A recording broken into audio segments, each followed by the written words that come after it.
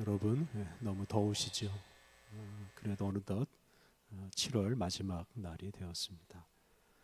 요즘은 여름 보내는 게 참 쉽지 않아서 이렇게 시간이 빨리 지나는 것이 전혀 아쉽지가 않습니다. 오히려 기분이 참 좋습니다. 폭염과 폭우가 앞으로도 계속되겠지만 어느덧 여름 두 달이 지나고 이제 8월 한 달만 잘 이겨내면 됩니다. 서늘한 9월이 가을이 빨리 왔으면 좋겠습니다. 그리고 그 서늘한 9월 가을은 이제 반드시 올 것입니다. 이런 기대가 있기 때문에 이런 8월의 폭염과 폭우도 우리가 잘 이겨낼 것입니다. 우리 그리스도인뿐만 아니라 모든 사람이 더 좋은 날이 오기를 기다리면서 삽니다. 그래서 오늘보다는 내일이 더 좋은 날이 되기를 바랍니다. 그런 기대가 없으면 인생을 힘차게 살기가 어렵습니다. 그러니까 내일에 대한 기대가 없이 그냥 죽을 날만 기다리며 사는 것은 얼마나 힘들고 얼마나 절망적인 일인지 모릅니다. 그래서 더 좋은 날이 올 것이라는 희망을 잃어버린 사람은 스스로 목숨을 끊는 경우도 있습니다. 이렇게 더 좋은 날에 대한 소망이 없으면 우리 인생을 힘차게 살기가 어렵습니다. 이제 그런 면에서 우리가 더 좋은 인생을 살기 위해서 우리는 늘 더 좋은 날이 올 것이라는 이런 희망을 품고 살아야 합니다. 그런데 우리 그리스도인들은 그냥 막연히 더 좋은 날이 올 것이다 이런 희망을 품지는 않습니다. 우리 그리스도인들에게는 매우 구체적이고 또 확실한 희망이 있습니다. 그것은 바로 하나님 나라에 대한 소망입니다. 예수님을 믿는 우리는 장차 예수님께서 완성하실 하나님 나라에서 살 것이라는 소망을 품고 있습니다. 그리고 그런 소망이 있기 때문에 현재 겪고 있는 어려움들을 잘 이겨내고 항상 힘차게 살아갈 수가 있습니다. 오늘 구약 성경 마지막 부분에 있는 세 책 학개, 스가랴, 말라기를 묵상합니다. 이 세 책에는 하나님께서 만드시는 새로운 세상 또는 여호와의 크고 두려운 날에 대해서 말합니다. 이 세상의 날들 또는 사람의 날들은 다 지나가고 하나님께서 주인 되시는 하나님의 날이 하나님의 뜻이 다 이루어지는 그 하나님의 날이 꼭 올 것이다 라고 우리에게 약속해 주십니다. 이 학개와 스가랴, 말라기 이 세 책 중에서 학개와 스가랴 선지자는 이제 같은 시대에 같이 활동하였습니다. 학개와 스가랴는 이 바벨론 포로 생활에서 해방된 유대인들이 예루살렘으로 돌아와서 성전을 짓던 그런 시대를 배경으로 합니다. 남왕국 유다가 바벨론에게 망하고 일부 유대인들이 바벨론으로 사로잡혀갔습니다. 그리고 그곳에서 70년 동안이나 포로 생활을 했습니다. 그런데 이제 갑작스럽게 페르시아 바사라는 나라가 등장해서 이 바벨론을 멸망시켰습니다. 그리고 바벨론에서 포로 생활하고 있던 유대인들을 해방시키고 고향으로 돌아가게 하였습니다. 이제 그렇게 해서 유대인들이 고향으로 돌아왔는데 고향에서는 사실 사는 것조차 쉽지가 않았습니다. 왜냐하면 옛날에 파괴된 것 그대로 파괴된 채로 있었기 때문이고 모든 걸 다 새로 시작해야 했기 때문입니다. 근데 그런 상황에서 성전을 짓는다는 게 얼마나 어려운 일이겠습니까?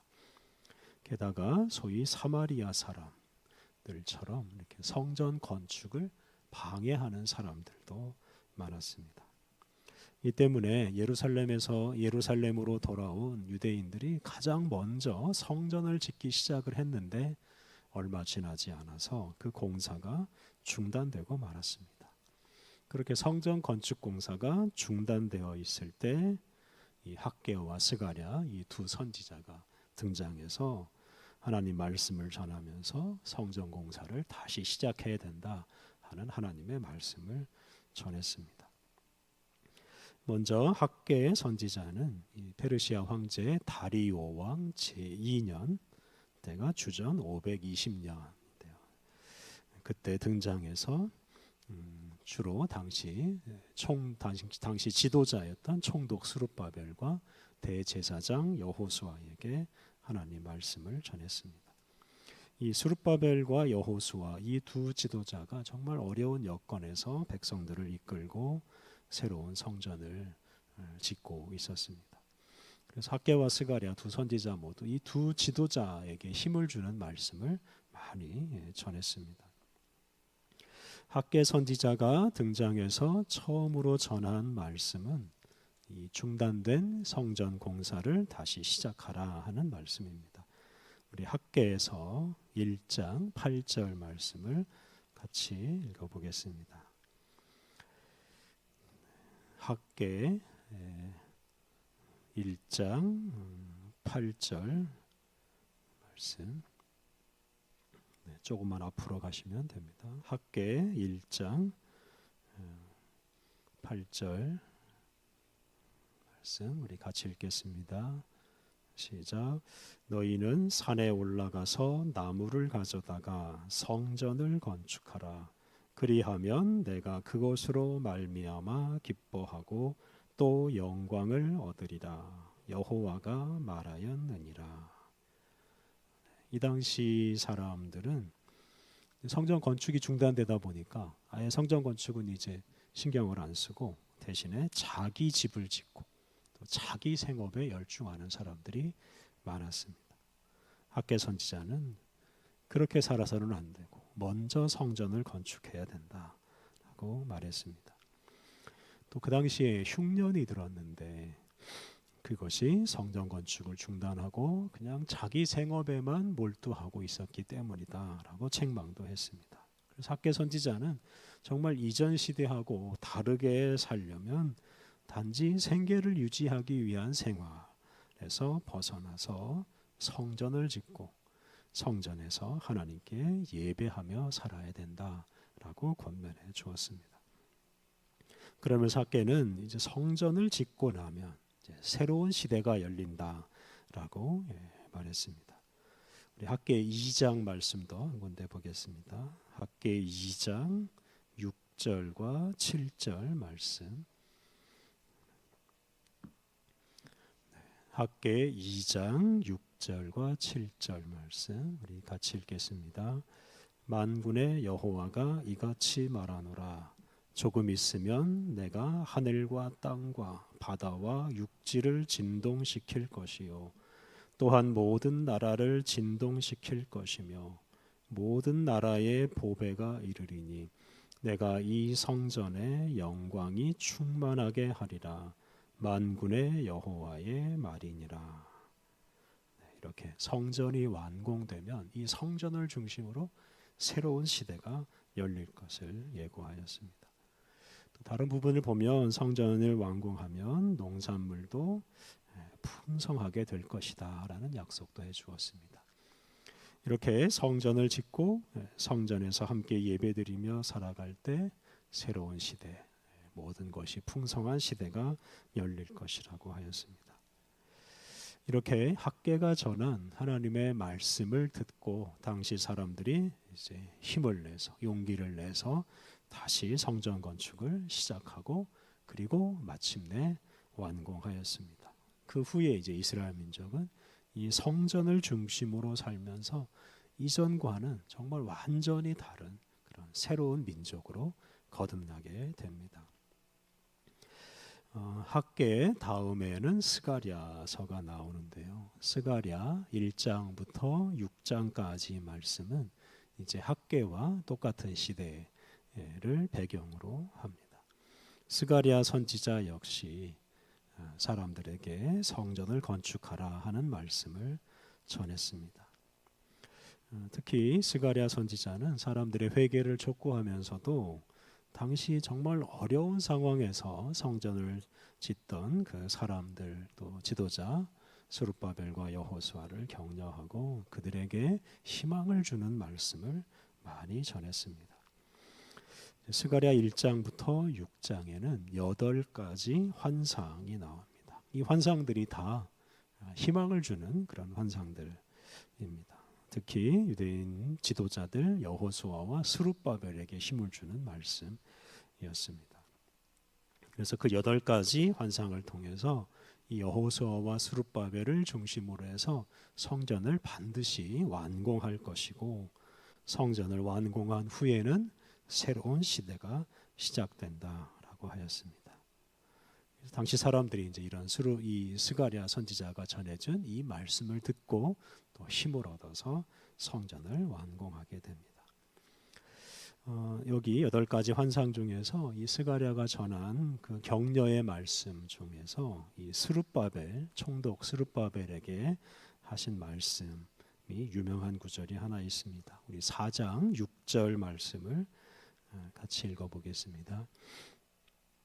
스가랴 4장 6절 같이 읽겠습니다. 스가랴 4장 6절 시작. 그가 내게 대답하여 이르되 여호와께서 스룹바벨에게 하신 말씀이 이러하니라. 만군의 여호와께서 말씀하시되 이는 힘으로 되지 아니하며 능력으로 되지 아니하고 오직 나의 영으로 되느니라. 사람의 힘, 사람의 능력으로 되지 않고 오직 하나님의 영으로 성전이 완공될 것이다. 새로운 시대가 시작될 것이다 라고 말씀하셨습니다. 이렇게 하나님께서는 당신의 영으로 스룹바벨을 도와주시겠다고 약속하셨습니다.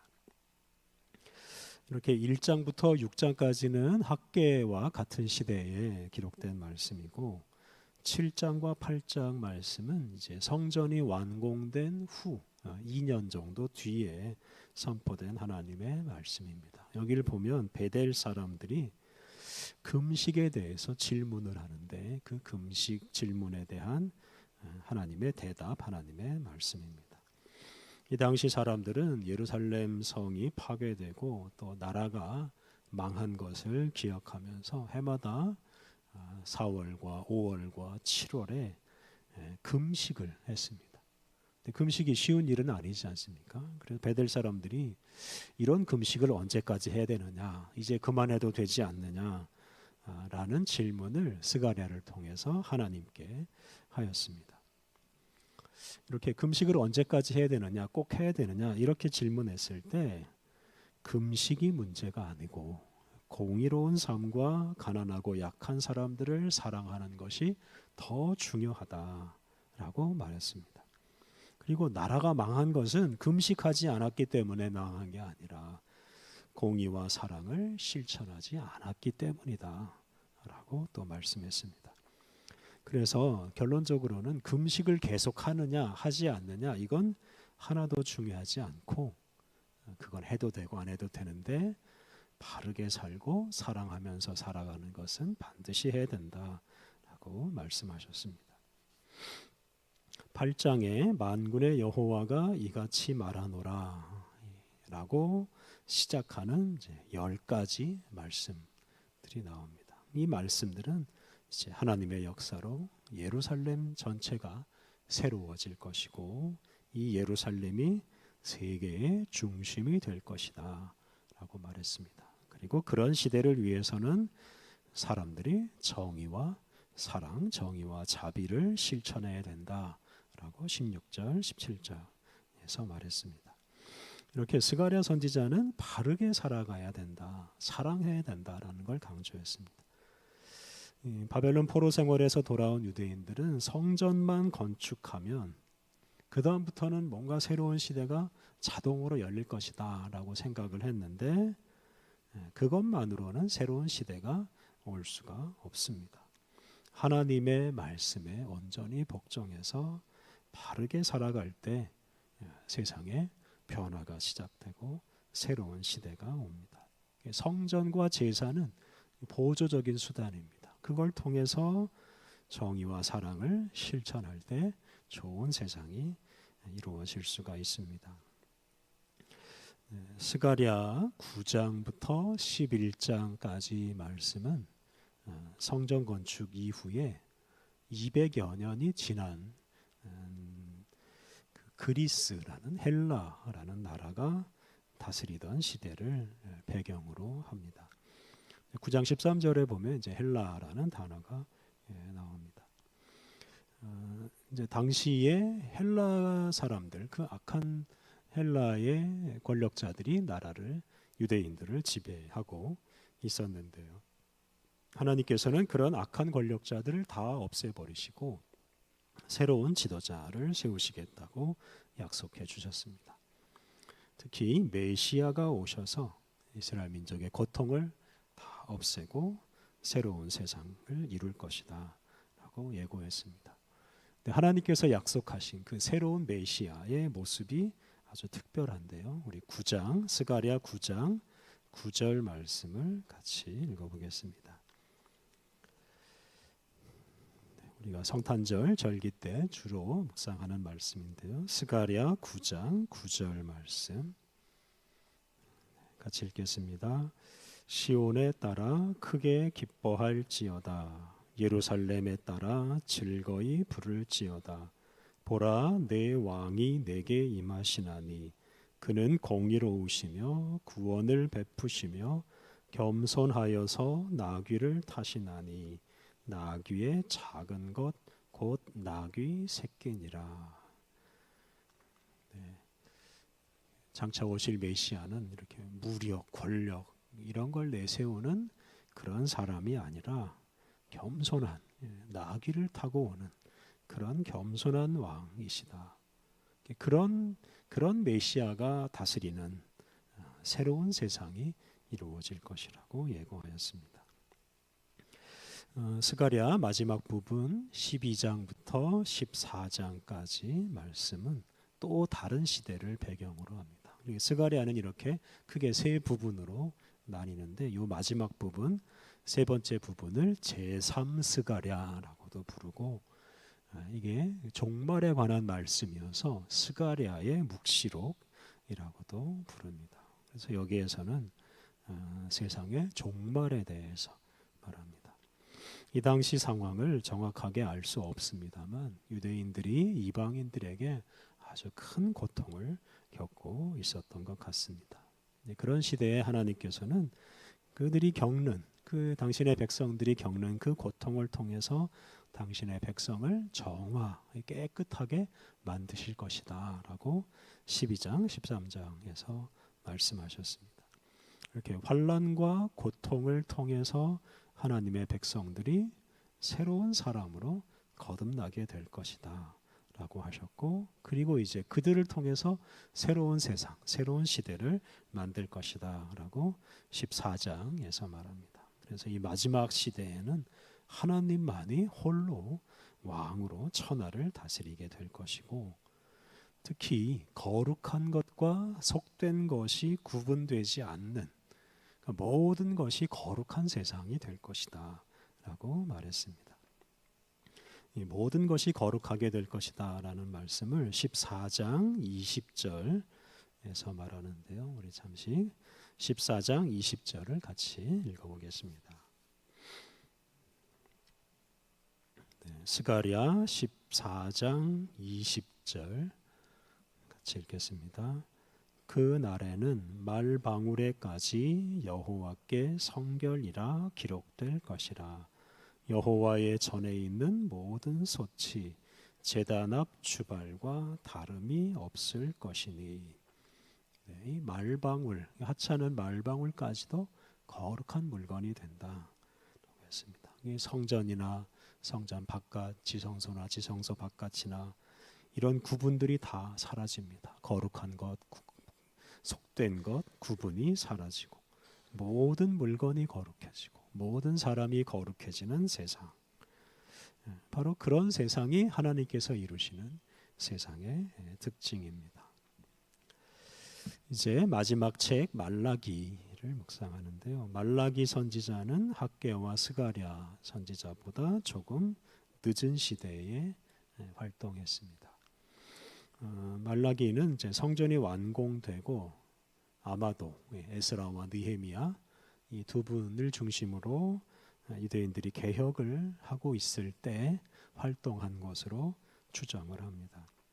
이 당시 유대인들은 이제 성전을 건축하고 나면 자기들 삶에 아주 혁명적인 변화가 일어날 것이라고 기대했습니다. 앞에서 말씀드린 대로 정말 예루살렘을 중심으로 온 세상이 하나 되고 예루살렘을 중심으로 새로운 세상이 이루어질 것이라고 기대했습니다. 그런데 그런 일이 일어나질 않았습니다.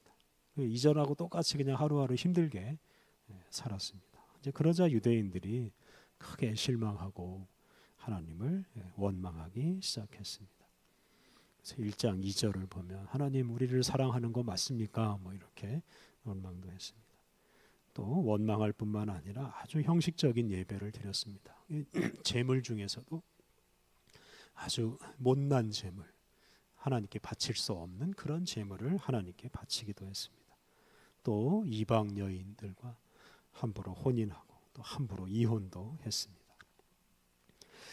이렇게 성전 건축 이후에 오히려 힘들어진 그런 현실 때문에 사람들이 실망하고 타락했는데 바로 그런 사람들에 대해서 말라기 선지자가 하나님의 심판의 말씀을 선포하였습니다. 그러면서 또 동시에 소망의 말씀을 3장 6절부터는 소망의 말씀을 선포했습니다.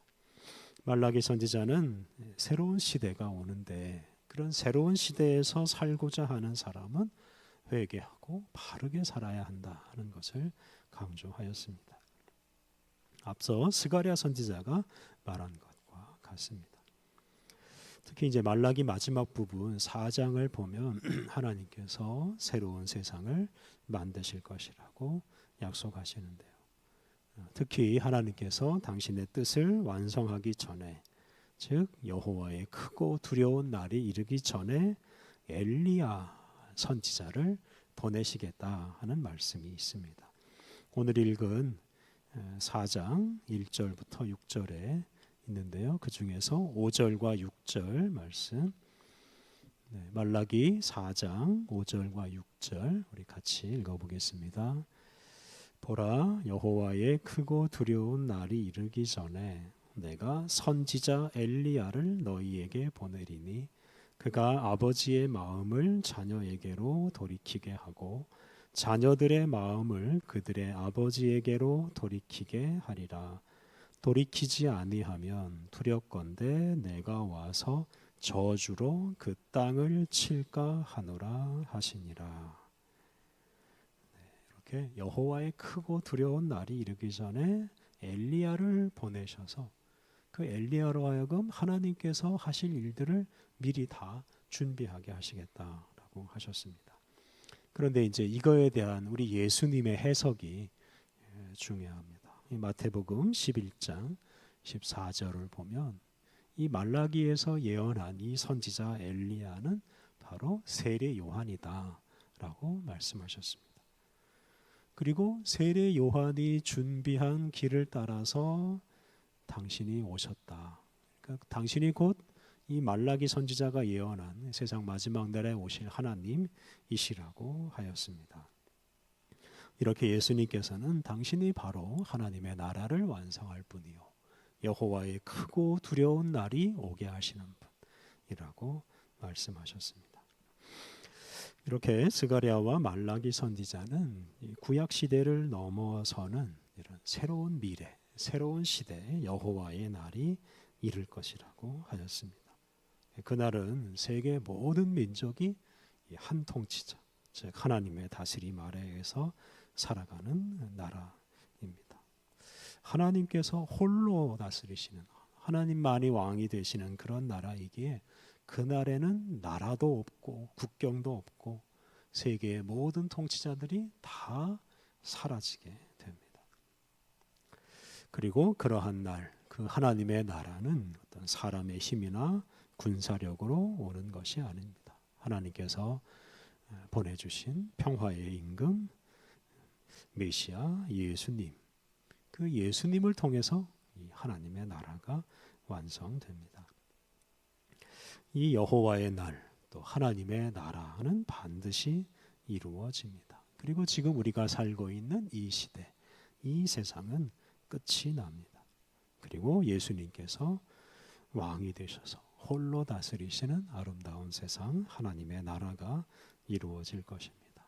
그 하나님의 나라가 반드시 이루어진다는 확신과 소망을 품고 우리들이 현재 겪고 있는 어려움들을 잘 이겨내야 하겠습니다. 그리고 언제 어디서나 하나님 나라 백성답게 거룩하고 정의롭게 또 사랑스럽게 살아가야 하겠습니다. 함께 기도하겠습니다. 온 세상을 창조하시고 다스리시는 하나님, 우리 인생을 주관하여 주시고 이 세상을 보살펴 주시니 감사합니다. 하나님, 주님께서 이 세상을 아름답게 완성하시고 주님이 홀로 다스리시는 날이 올 것이라는 소망을 우리에게 주셨사오니 우리가 언제 어디서나 그 소망을 품고 살게 하옵소서. 우리 주님 예수님께서 온 세상 모든 민족의 왕이 되어 다스리시는 하나님의 나라를 꿈꾸며 살게 하옵소서. 또한 하나님의 나라를 기다리는 사람답게 거룩하고 아름다운 인생을 살게 하여 주옵소서. 예수님의 이름으로 기도드립니다. 아멘.